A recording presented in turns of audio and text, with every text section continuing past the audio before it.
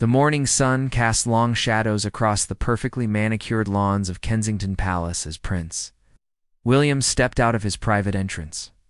He was running late for an important engagement at Westminster Abbey. His security team had already positioned themselves around the courtyard. The air was crisp, typical for an early November day in London, and the prince could see his breath forming small clouds as he walked briskly toward the waiting convoy of vehicles. Standing at attention near the main gate was Royal Guard officer James Patterson, a man who had served the royal household for nearly 8 years. He was known among his colleagues as someone who took his duty seriously, perhaps too seriously according to some. His uniform was immaculate as always, his posture rigid, and his eyes fixed straight, ahead in the traditional manner of the Queen's Guard. What nobody knew that morning was that the next few minutes would change his life forever and set in motion a series of events that would shake the very foundations of royal protocol. Prince William noticed something unusual as he approached his vehicle. There was a small crowd of tourists gathered near the palace gates, which was normal enough, but what caught his attention was a young woman who appeared to be in distress. She was clutching a small child, no more than 4 years old, and seemed to be trying to get the attention of Officer Patterson. The woman's face was pale, and even from a distance, William could see the panic in her eyes. The prince slowed his pace and watched as the woman approached the guard more urgently. She was speaking rapidly, gesturing toward the child in her arms. The little girl's lips had a bluish tint, and her breathing appeared labored. It was clear to anyone with eyes that this was a medical emergency. The mother was begging Officer Patterson to help, to call for medical assistance, to do something, anything. But the guard remained motionless, staring straight ahead as if the desperate woman and her struggling child were invisible. William felt his jaw tighten. He had been raised to understand the importance of protocol and tradition, but he had also been raised by a mother who taught him that compassion and humanity should never take a back seat to rules and regulations. Princess Diana had instilled in both her sons the belief that their position of privilege carried with it a responsibility to help those in need. Regardless of circumstance or inconvenience, the prince changed direction and walked directly toward the scene unfolding at the gate. His security detail immediately became alert, moving to flank him, but he waved them back slightly. As he got closer, he could hear the woman's desperate pleas more clearly. She was American, her accent thick with fear and urgency. Her daughter was having an asthma attack, severe from the looks of it, and she had dropped her inhaler somewhere in the crowd during their tour of the palace grounds. The child's breathing was becoming more and more labored, her small chest heaving with the effort of drawing in air. Officer Patterson remained like a statue. His face showed no emotion, no acknowledgement of the crisis occurring right in front of him. This was his training, drilled into him from his first day in the service. The Queen's Guard does not break formation. The Queen's Guard does not engage with tourists. The Queen's Guard maintains dignity and composure at all times, regardless of circumstances. These rules have been followed for centuries. Patterson was not about to be the one to break them. Prince William arrived at the scene and immediately knelt down beside the child. He spoke gently to the little girl, trying to keep her calm, knowing that panic would only make her breathing worse. He turned to his security chief and ordered an immediate call for emergency medical services. Then he looked up at Officer Patterson, his blue eyes cold with an anger that those who knew him well would recognize as barely controlled fury. The guard finally moved, his eyes shifting to meet the prince's gaze. For a brief moment, there was a flicker of uncertainty in Patterson's expression, a recognition that perhaps he should have acted differently. But it was too late. The damage was done, and Prince William was not in a forgiving mood. What happened next would be talked about in royal circles for months to come. The prince stood up, his full height imposing, and addressed Officer Patterson in a voice that carried across the courtyard. He did not shout, but his words were clear and cutting. He told the guard that his conduct was disgraceful, his rigid adherence to protocol in the face of a child's medical emergency showed a fundamental lack of judgment and humanity. He said that someone who could stand by and do nothing while a child struggled to breathe had no place serving the royal household or representing the crown. Then, in a decision that would send shockwaves through the palace. Prince William dismissed Officer Patterson on the spot. He told him to remove his ceremonial uniform and leave the palace grounds immediately. Security personnel would collect his belongings and deliver them to him later. The guard was to have no further contact with the royal household or any of its members. The tourists who had gathered watched in stunned silence. Some had their phones out and were recording the entire incident. Within hours, the video would be uploaded to social media, where it would be viewed millions of times. The footage showed Prince William's compassionate response to the child's emergency and his swift, decisive action against the guard who had failed to help. Officer Patterson's face went pale. He opened his mouth as if to speak, to explain, to defend his actions, but no words came out. What could he say? That he was following protocol? That his training had taught him to ignore distractions? These excuses seemed hollow and pathetic in the face of what had just occurred. He saluted mechanically, turned on his heel, and walked away from his post for the last time. The ambulance arrived within minutes, and the paramedics quickly administered treatment to the little girl. Her breathing began to stabilize, and color slowly returned to her face. Her mother was crying, overwhelmed with relief and gratitude. She tried to thank Prince William, but he simply smiled and told her he was glad they could help. He stayed with them until the child was fully stable and asked the paramedics to take extra care with them. He even arranged for palace staff to help the family find accommodations for the night. As the mother was too shaken to continue with their planned activities, only after he was sure the situation was resolved did Prince William finally leave for his engagement. Now running more than an hour late. In the car, he sat in silence, his mind replaying the scene over and over. He felt he had done the right thing. But he also knew that his decision to dismiss a royal guard so publicly and so immediately would not be well received by everyone in the palace. Hierarchy, he was right to be concerned. By the time he arrived at Westminster Abbey, his phone was already lighting up with messages. His private secretary had received calls from the Lord Chamberlain's office, from the Master of the Household, and from several senior members of the Royal Protection Team. Everyone wanted to know what had happened, why he had taken such drastic action without consultation, and what the plan was for managing the fallout. The story was already breaking on news websites. Headlines were popping up. Prince William fires royal guard in dramatic scene and future king dismisses guard. Who ignored child's medical emergency? The public reaction was swift and largely supportive of William's actions. Social media was flooded with comments praising the prince for his compassion and his willingness to put human welfare above stuffy tradition. But inside the palace walls, the reaction was far different. The old guard, the senior members of the household, who had served for decades, were appalled.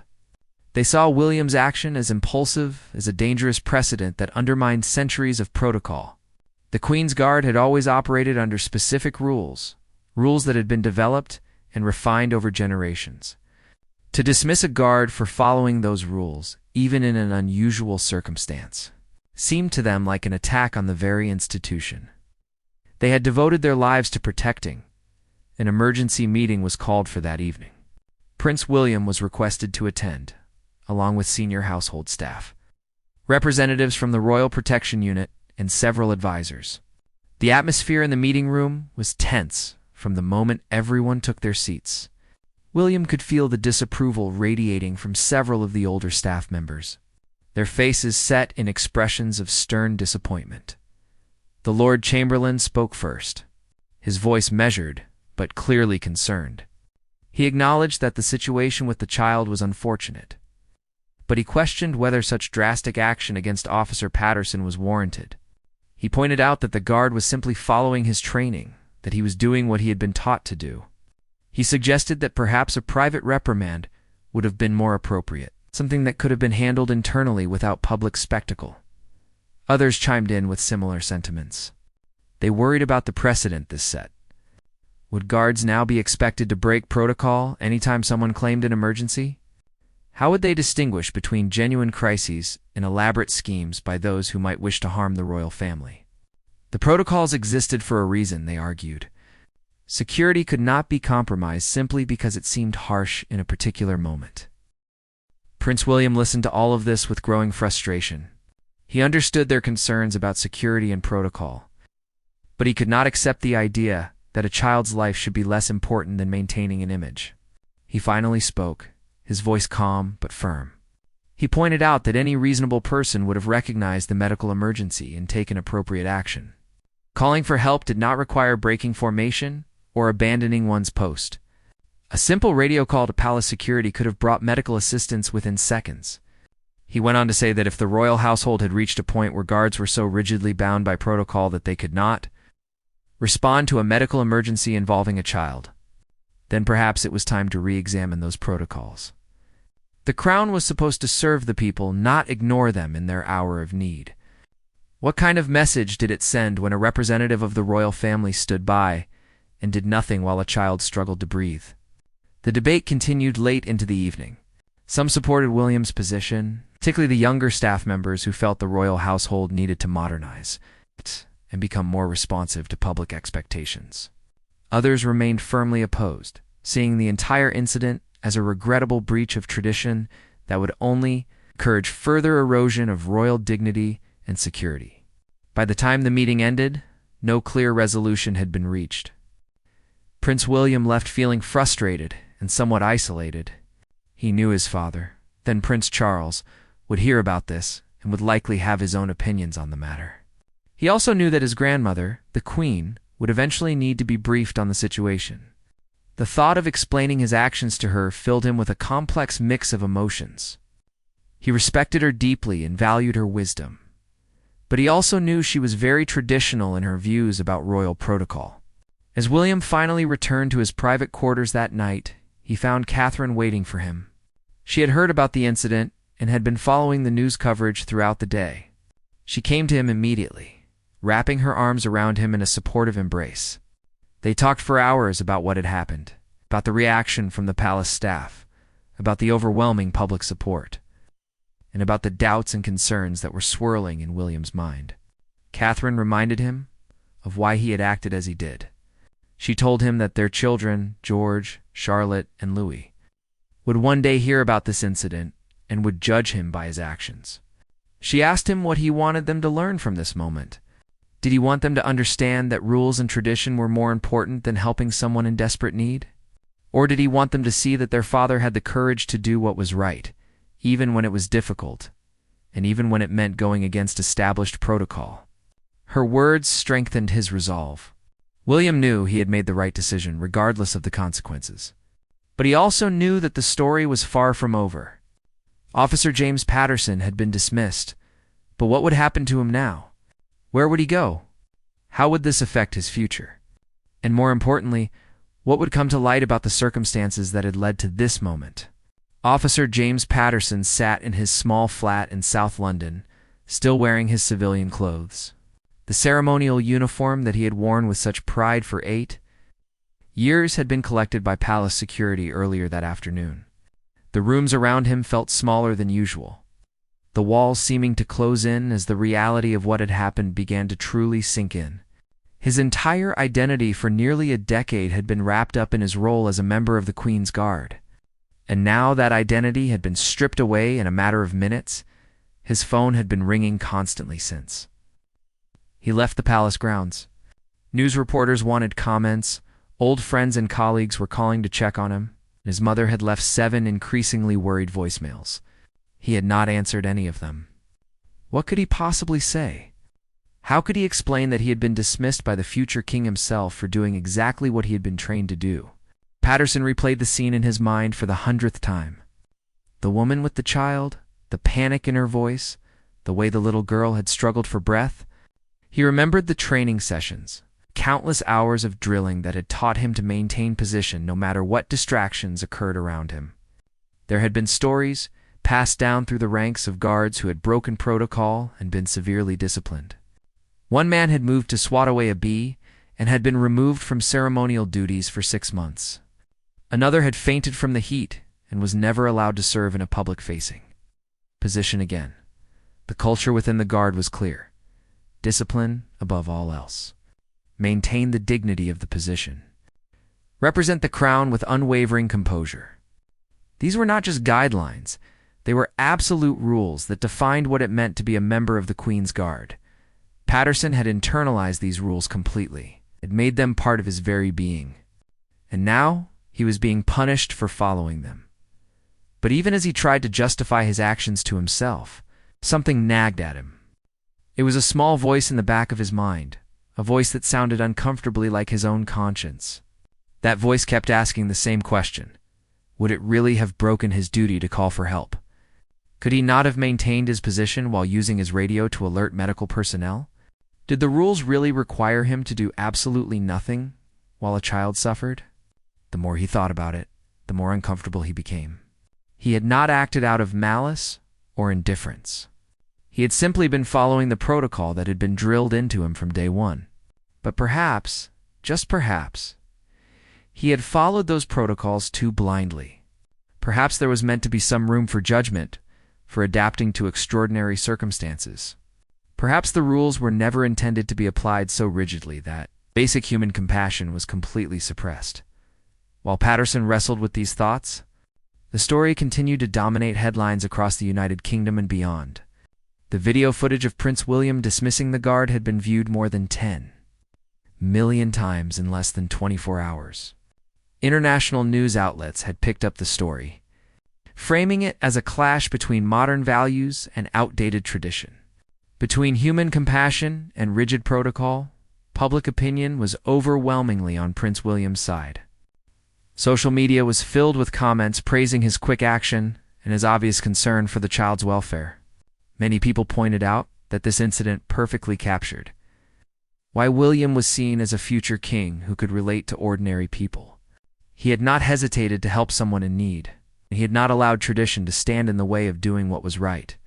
But there were also voices of dissent.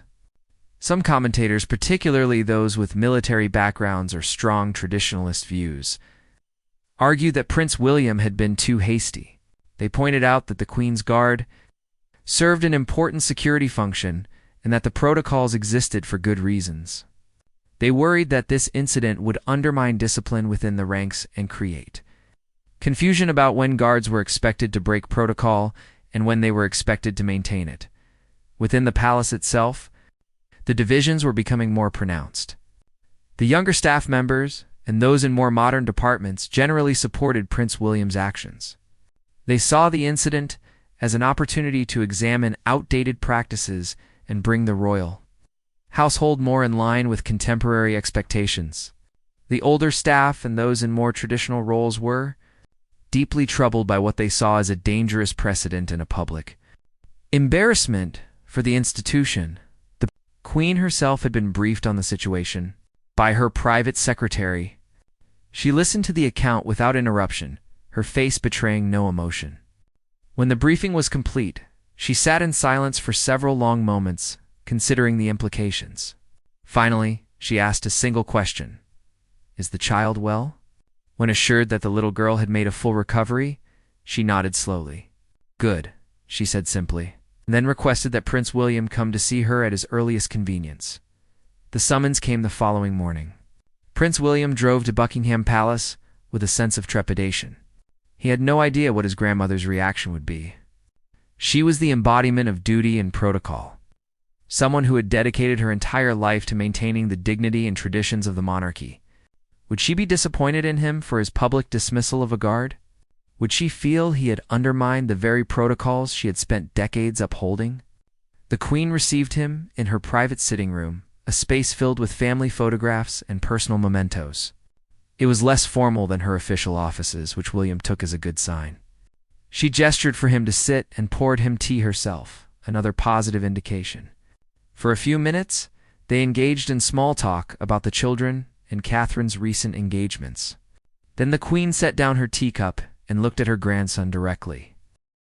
What she said surprised him. She told him that she had spent considerable time thinking about the incident and about the protocols that governed the conduct of the Queen's Guard.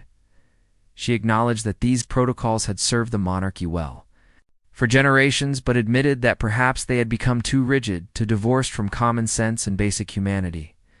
She said that no rule, no matter how long-standing, should require someone to ignore a medical emergency involving a child. The Queen went on to say that she believed William had acted correctly in the moment, that his instinct to help the child was the right one. However, she also gently suggested that the public dismissal of Officer Patterson, while understandable given the emotion of the situation, might have been handled with more consideration for the man's future and reputation. She noted that the guard had been following his training, misguided though that training might have been in this particular circumstance. This conversation weighed heavily on Prince William's mind as he left Buckingham Palace. His grandmother had supported his core decision, but had also made him think more carefully about the consequences for James Patterson. The man's career was now in ruins, his reputation damaged, and his future uncertain. While William still believed that dismissal had been warranted, he began to wonder if there was more to the story. If perhaps the fault lay not entirely with Patterson himself, but with a system that had trained him to suppress his humanity in service of protocol. William decided to take an unusual step. He requested that his private secretary arrange a discreet investigation into the training and protocols of the Queen's Guard, particularly regarding how guards were expected to handle emergency situations.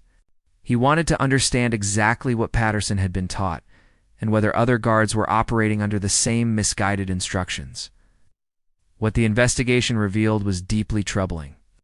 The training materials for the Queen's Guard had not been substantially updated in more than 30 years. The protocols were based on security concerns and traditions that dated back to a very different era. Guards were taught to view any engagement with the public as a potential security threat, to maintain their position and composure under all circumstances, and to defer any issues to their superiors or to the palace security team. More disturbingly, the investigation found that several other guards had been in similar situations over the years. There were reports of guards who had stood immobile while tourists suffered heat stroke, while elderly visitors had fallen and injured themselves, and in one case, while a person had a seizure just feet away from a guard's post. These incidents had been handled quietly, with the guards being told that they had acted correctly by maintaining protocol. No one had thought to question whether the protocols themselves might be flawed. The investigation also uncovered something else, something that would prove to be the turning point in the entire situation. It was discovered that Officer Patterson had actually attempted to report the situation with the child. He had spoken into his radio, quietly but clearly, requesting medical assistance. However, his message had not been received by palace security, because there was a dead zone in that particular area of the palace grounds.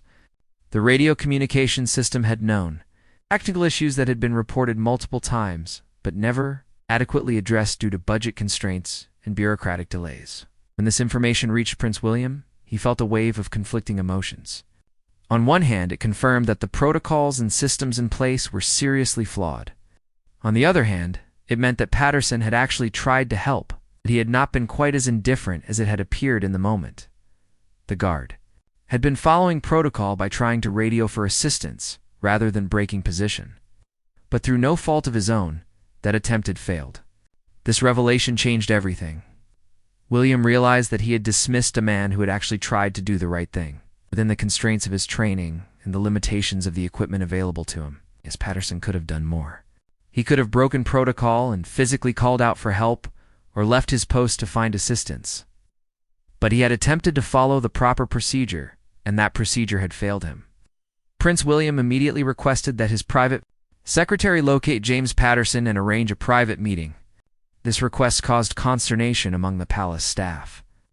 It was unprecedented for a member of the royal family to meet privately with a dismissed employee, particularly one whose dismissal had been so public and so dramatic.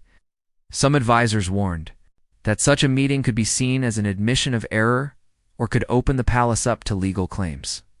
Others worried about the security implications of meeting with someone who might now harbor resentment toward the royal family, but William was insistent.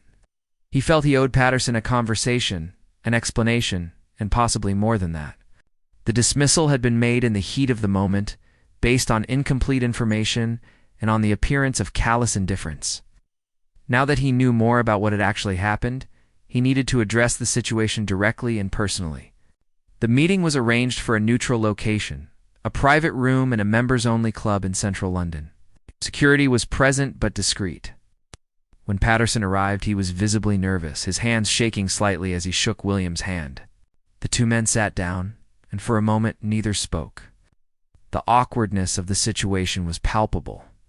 Prince William broke the silence, began by acknowledging that he had learned new information about what had happened that day, about Patterson's attempt to radio for assistance, and about the systemic failures in training and equipment that had contributed to the situation.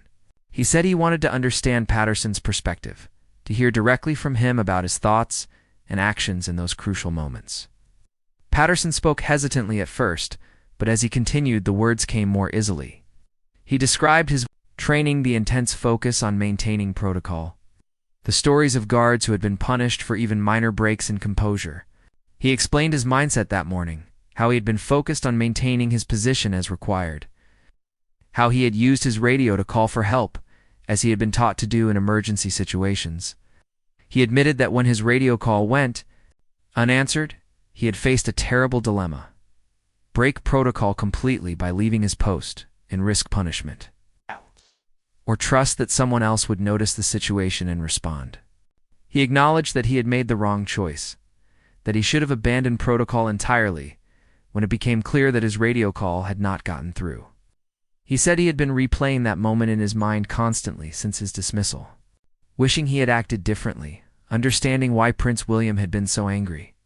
He did not try to excuse his inaction, but he did want the prince to understand the context in which it had occurred. William listened carefully, asking questions occasionally, but mostly letting Patterson speak. As he listened, he gained a fuller understanding of the systemic failures that had led to this situation. It was not simply a matter of one guard making a poor decision. It was a reflection of outdated training, inadequate equipment, and a culture that prioritized tradition over common sense. The conversation between Prince William and James Patterson lasted for more than 2 hours. As they talked, a mutual understanding began to develop. William came to see Patterson not as a callous individual who had ignored a child's suffering, but as someone who had been failed by inadequate training and outdated systems. Patterson came to understand that the prince's anger had not been personal vindictiveness, but genuine fury at seeing a child in danger. While someone with the power to help stood by, when the meeting concluded, Prince William made a decision that would surprise many and outrage some. He told Patterson that he wanted to reconsider the dismissal. However, he explained that simply reinstating him to his former position was not possible, both because of the public nature of the dismissal and because the issues with the Queen's Guard. Protocols needed to be addressed before anyone could serve in that capacity again. Instead, William proposed something different. He offered Patterson a new position within the royal household, one that would involve working with the security protocol teams to completely overhaul the training and procedures for the Queen's Guard. Patterson would use his experience and his understanding of the current system to help develop new protocols that balanced security concerns with common sense and basic humanity. It would be a way for him to turn this terrible incident into something positive, to ensure that no future guard would face the same impossible situation he had faced. Patterson was stunned by the offer. He had come to the meeting expecting, at best, a formal explanation of why his dismissal would stand. He had prepared himself for the reality that his career in royal service was over. The possibility of returning to the palace, even in a different capacity, had not occurred to him. He asked for time to think about it, and William agreed, giving him a week to make his decision. As Patterson left the meeting, his mind was swirling with conflicting thoughts. Part of him wanted to accept immediately, to have a chance to continue serving and to make a real difference in how the guard operated. But another part of him wondered if this was truly the right path, or if it was just William trying to ease his own conscience about the public dismissal. He also worried about how other guards would react to him, turning in a role that essentially involved criticizing and changing the system they had all been trained in. While Patterson deliberated, Prince William turned his attention to the broader issues the incident had revealed. He convened a series of meetings with senior household staff, security personnel, and external consultants who specialized in organizational culture and protocol reform. The goal was not just to fix the immediate problems with the Queen's Guard, but to examine whether other areas of royal protocol had become similarly disconnected from reality and common decency. What these meetings revealed was uncomfortable for many of those involved. The investigation into the Queen's Guard protocols had opened a Pandora's box of outdated practices and policies across the entire royal household. There were rules about how staff members could and could not interact with royal family members that seemed designed to dehumanize both parties. There were protocols for public events that prioritized image and tradition over the safety and comfort of attendees. There were guidelines for dealing with the press and public that had not been meaningfully updated since before the internet existed. Perhaps most troubling was the discovery of a pervasive culture of that is how we have always done it, that discouraged questioning or innovation. Staff members who had tried to suggest improvements or point out problems had often been told that change was not welcome, that the royal household operated according to time-tested methods that should not be altered. This culture had created an environment where even obvious problems persisted for years or decades. Because no one felt empowered to challenge the status quo, one senior staff member, who had worked at the palace for more than 30 years, admitted in one of these meetings that he had known about the radio communication dead zones for at least 5 years. He had mentioned it in several reports but had been told that the cost of upgrading the system was not justified and that guards should simply use their judgment to move to areas with better reception if they needed to make an important call. The absurdity of expecting guards who were trained to never leave their posts to casually relocate for better radio reception apparently had not occurred to anyone in a position to authorize the necessary upgrades. As these revelations piled up, the mood within the palace shifted. The older guard, who had initially been outraged at Prince William's treatment of Officer Patterson, began to feel a different kind of shame. They started to recognize that the incident at the gate was not an isolated failure, but a symptom of much deeper systemic problems. The institution they had served so loyally, that they had defended so vigorously, had become calcified and dysfunctional in ways they had been too close to see. The Lord Chamberlain, who had been one of William's strongest critics after the dismissal, requested a private meeting with the prince. It was a difficult conversation for both men. The Lord Chamberlain was a proud individual who had dedicated his life to serving the crown. And admitting that the systems he had overseen were fundamentally flawed was deeply painful. But he did admit it. He acknowledged that his initial reaction to the dismissal of Patterson had been defensive, that he had been more concerned with protecting the institution and its traditions than with examining whether those traditions still served any useful purpose. He went further, offering his resignation if Prince William felt that new leadership was needed to implement the necessary reforms. William declined the resignation, telling the Lord Chamberlain that the palace needed people who understood the old systems in order to effectively transition to new ones. But he did make it clear that change was not optional, that the incident with Patterson had revealed problems that could no longer be ignored or explained away. News of the internal review and the planned reforms began to leak to the press, as things inevitably do in the highly scrutinized world of the royal family. The media response was largely positive, with many outlets praising Prince William for not just reacting to a single incident, but using it as a catalyst for broader institutional change. Commentators noted that this approach demonstrated the kind of leadership skills that would be essential in a future monarch. However, there were also concerns raised, particularly by constitutional scholars and royal historians. They warned that changing too much too quickly could undermine the stability and continuity that had been the monarchy's greatest strengths. The royal family's ability to endure through centuries of social and political change had been partly due to their careful, conservative approach to reform. There was a danger, these experts cautioned, of throwing out valuable traditions along with outdated protocols. Prince William took these concerns seriously. He understood that the monarchy's relevance in modern Britain depended on finding the right balance between tradition and adaptation. The institution needed to evolve, but it needed to do so in a way that preserved what was valuable while discarding what was no longer useful or, worse, actively harmful. It was during this period of reflection and planning that James Patterson made his decision. He contacted Prince William's private secretary and accepted the offer to return to the royal household in the new role. He explained that he wanted to be part of the solution, to help ensure that the training and protocols for the Queen's Guard would prevent future situations like the one that had derailed his career and endangered a child.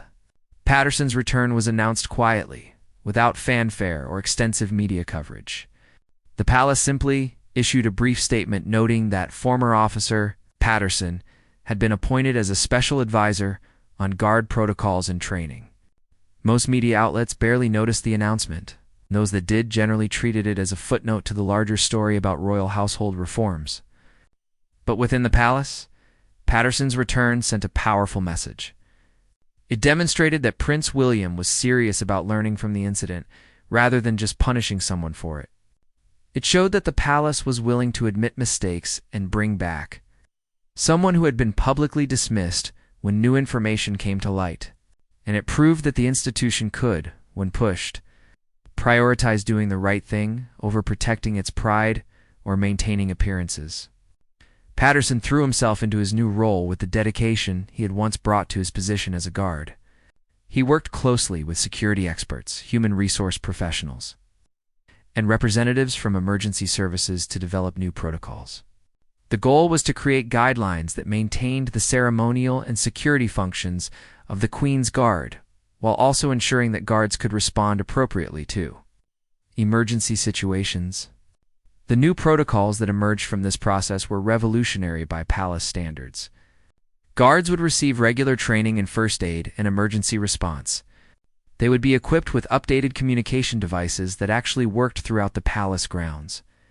Most importantly, the protocols explicitly stated that in the event of a clear medical emergency or a safety threat to a member of the public, guards were authorized and expected to call for assistance immediately, even if doing so required briefly breaking their ceremonial stance. The protocols also established clear procedures for guards to follow in various emergency scenarios. If a guard observed a medical emergency, they were to immediately radio for assistance using specific codes that would trigger a priority response. If radio communication failed or was not possible, the guard was authorized to verbally alert nearby palace staff or security personnel, only in the most extreme circumstances, when no other option was available. Were guards expected to leave their posts to render direct assistance. These changes required extensive retraining of all Queen's Guard personnel. Patterson was intimately involved in this process, often serving as an instructor and speaking candidly about his own experience. He did not shy away from discussing his failure to help the child, using his story as a cautionary tale about what happens when protocol becomes more important than people. His honesty and willingness to be vulnerable earned him the respect of many guards, though some still viewed him with suspicion or resentment. The reforms extended beyond just the Queen's Guard. The incident had sparked a comprehensive review of how all royal household staff were trained to handle emergencies and interact with the public. New procedures were implemented for public events, ensuring that medical personnel were always nearby and that staff members at all levels knew how to quickly access emergency services. The radio communication system throughout all royal properties was finally upgraded, eliminating the dead zones that had contributed to the original incident. Perhaps most significantly, the culture within the palace began to shift. The reforms gave staff at all levels permission to question outdated practices and to prioritize safety and common sense over blind adherence to tradition. This did not mean abandoning all protocol or turning the palace into a free-for-all, but it did mean creating an environment where people felt empowered to use their judgment and to speak up when they saw problems. Throughout this process, Prince William maintained regular communication with the American mother whose daughter's asthma attack had started everything. He wanted to ensure she understood that her frightening experience had led to meaningful change. The woman, whose name was Jennifer Morrison, was both grateful and somewhat overwhelmed by the attention.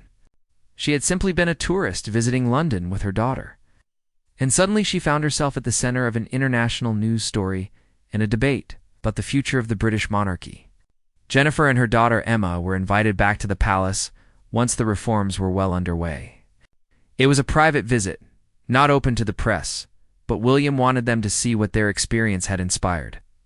He gave them a personal tour, introduced them to some of the staff who had worked on the reforms, and arranged for Emma to meet some of the newly trained guards who demonstrated the new emergency response protocols. It was during this visit that Jennifer met James Patterson. William had arranged the meeting carefully, unsure how the encounter would go.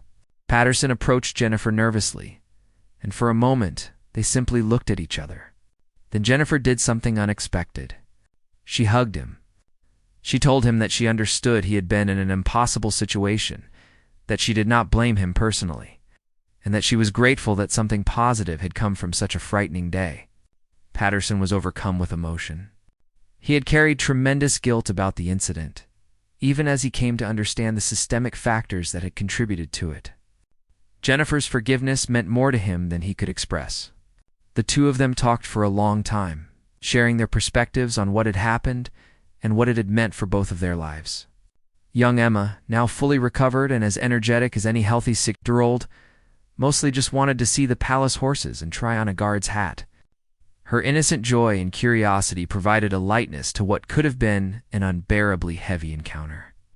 Watching her run around the palace courtyard laughing and playing served as a powerful reminder of what all the reforms and protocols were ultimately about: protecting and serving the people. 6 months after the incident that had changed so many lives, Prince William stood on a stage in the Grand Hall of Buckingham Palace. Before him sat nearly 200 members of the royal household staff.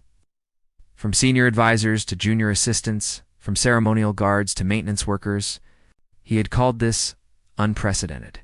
All staff meeting to mark the completion of the protocol reform project and to reflect on what the process had revealed about the institution they all served. The atmosphere in the room was a mix of anticipation and nervousness. Many of those present had been deeply affected by the reforms, some positively and others less so. There were staff members who had embraced the changes enthusiastically, grateful for the opportunity to modernize outdated practices. There were others who still mourned what they saw as the loss of important traditions and the erosion of royal dignity. Most fell somewhere in between. Recognizing the need for change while feeling nostalgic for the old ways, Prince William began his remarks.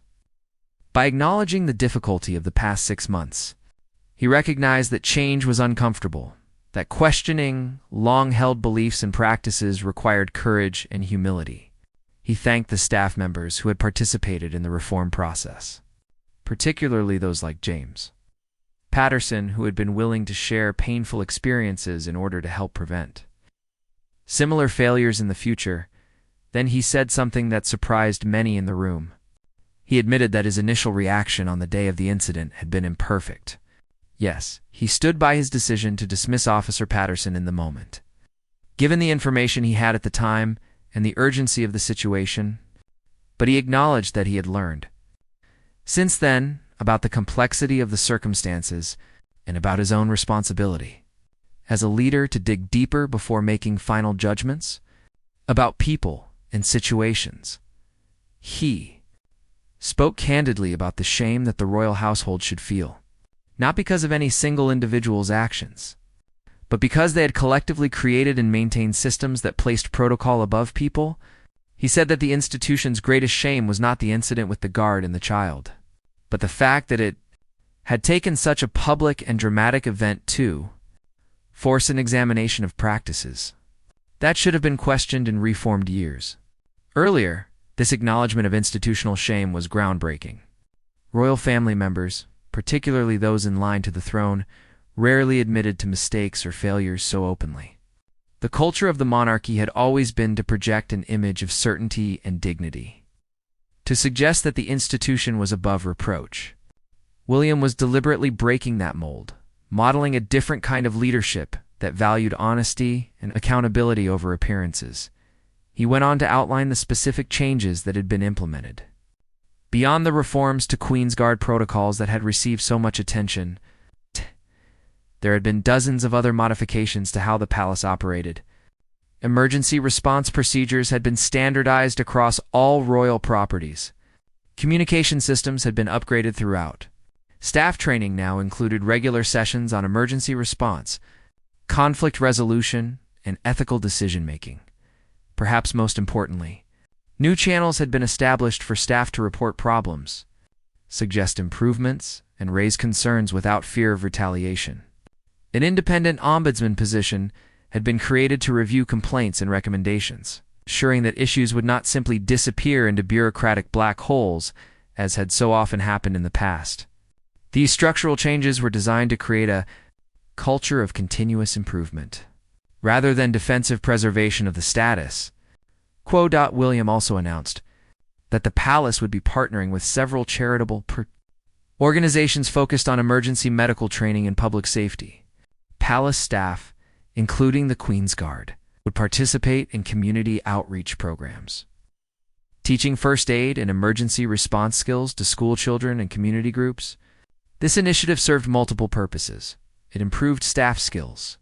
It connected the royal household with ordinary people in meaningful ways, and it helped promote important public safety knowledge. The prince spoke with particular emphasis about the need to balance tradition with common sense. He said that the monarchy's traditions were valuable and should be preserved, but not mindlessly and not at the expense of basic humanity. The institution had to serve the people, not the other way around. If a tradition or protocol no longer served a useful purpose or actively prevented the palace from fulfilling its responsibilities to the public, then that tradition needed to be reconsidered. As William spoke, he could see different reactions in the faces before him. Some of the younger staff members were nodding enthusiastically, clearly energized by this vision of a modernized royal household. Some of the older staff looked uncomfortable but thoughtful, perhaps beginning to accept that change was necessary, even if it was difficult. A few faces remained skeptical or disapproving, unconvinced that all this upheaval had been necessary or beneficial. After the formal remarks concluded, William did something else that was unusual for royal protocol. He opened the floor for questions and comments from the staff.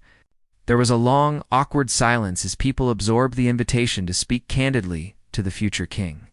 Finally, a young assistant from the communications office stood up and asked how the palace planned to handle future situations where tradition and practical concerns came into conflict.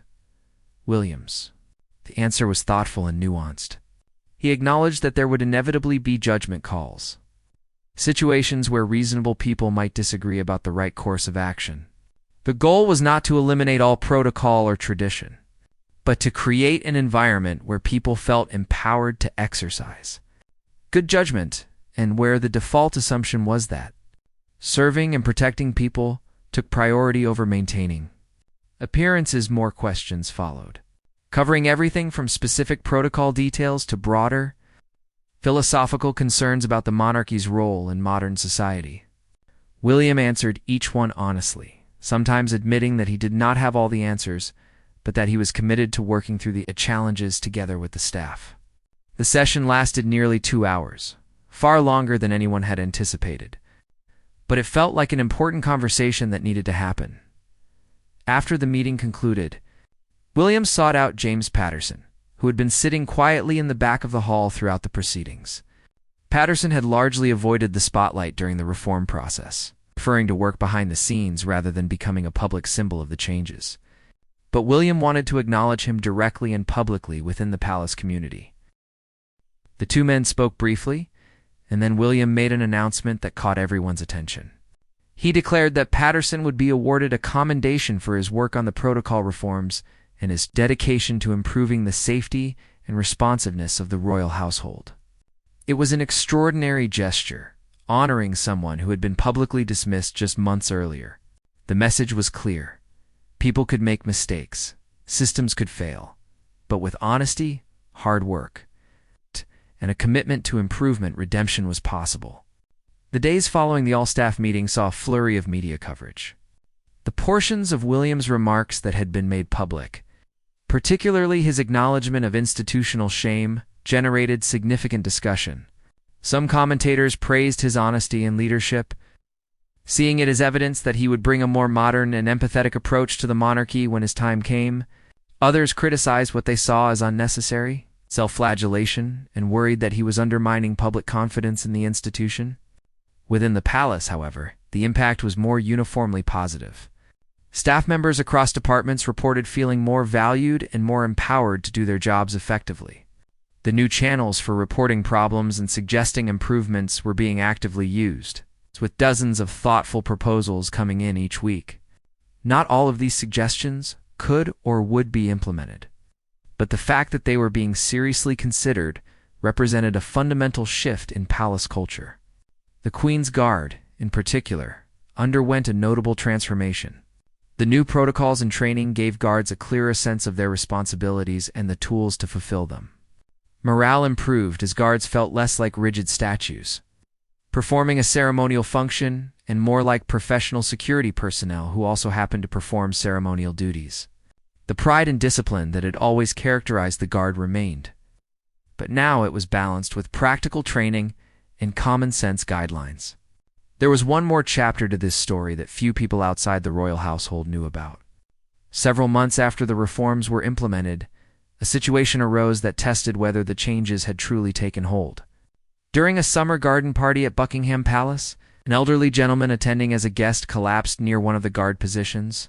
The guard on duty, a young man named Thomas Wright, who had been among the first to complete the new training, immediately sprang into action.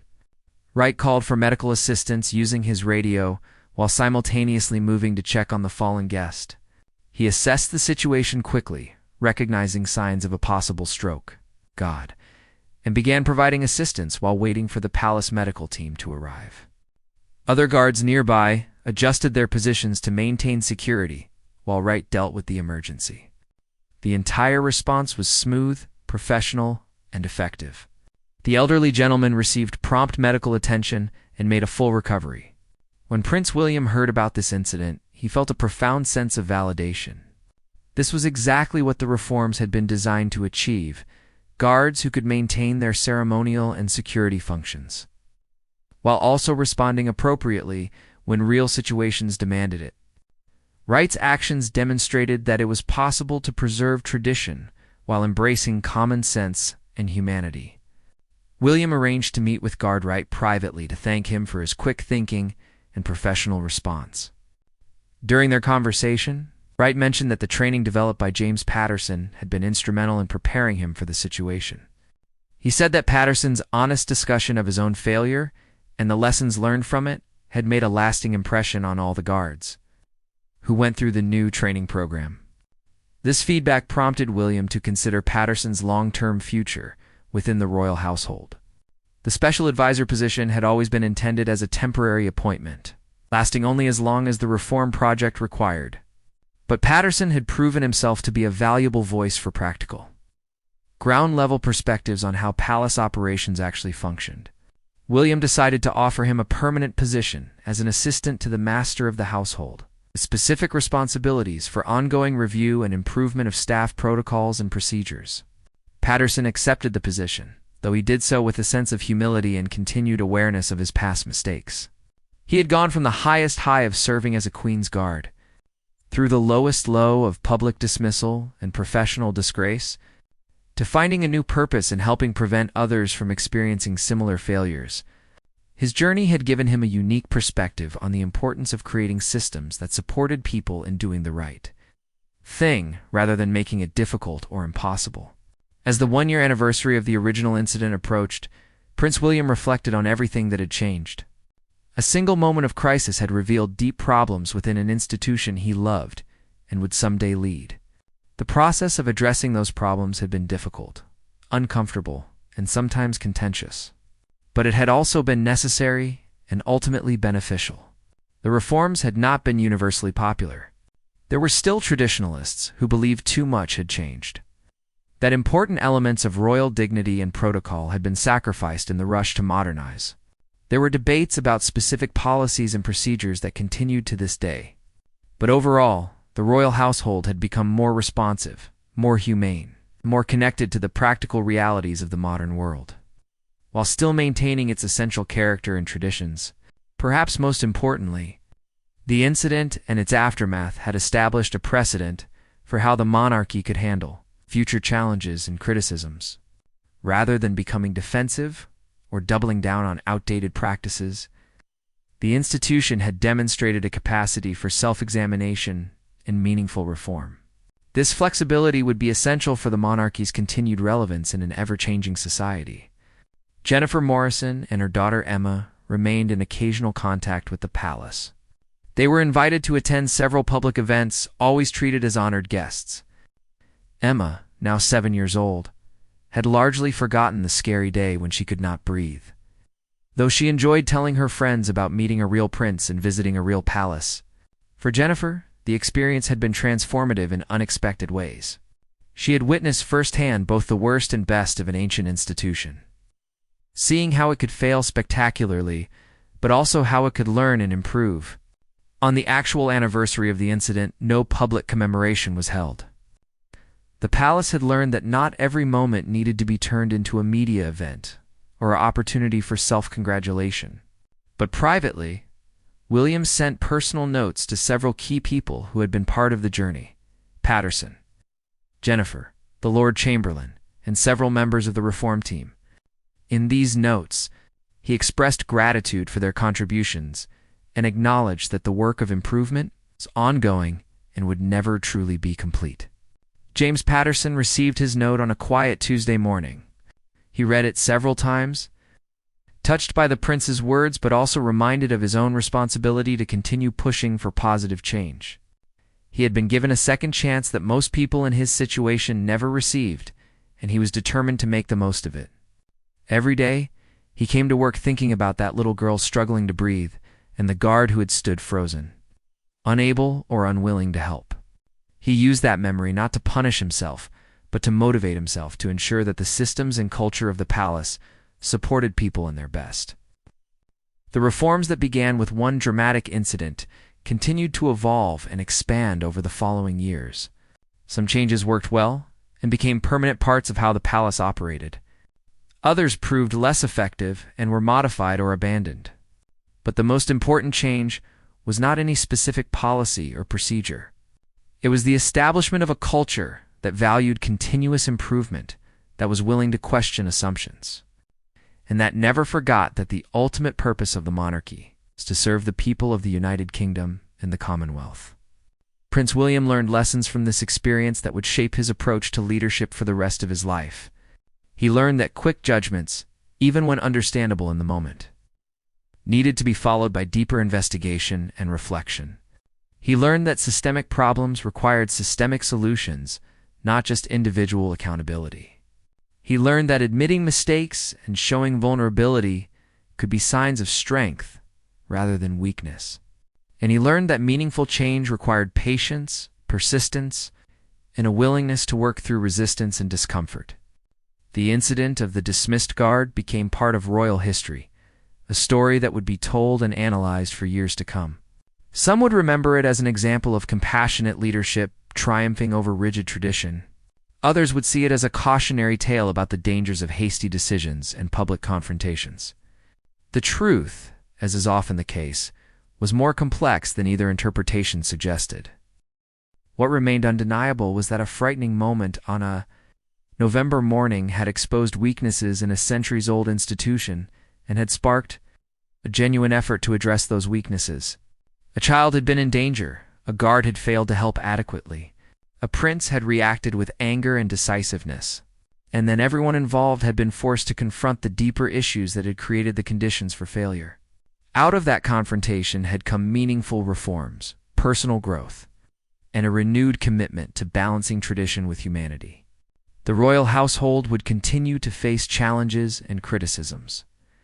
No institution, no matter how reformed, could be perfect or could anticipate every future problem.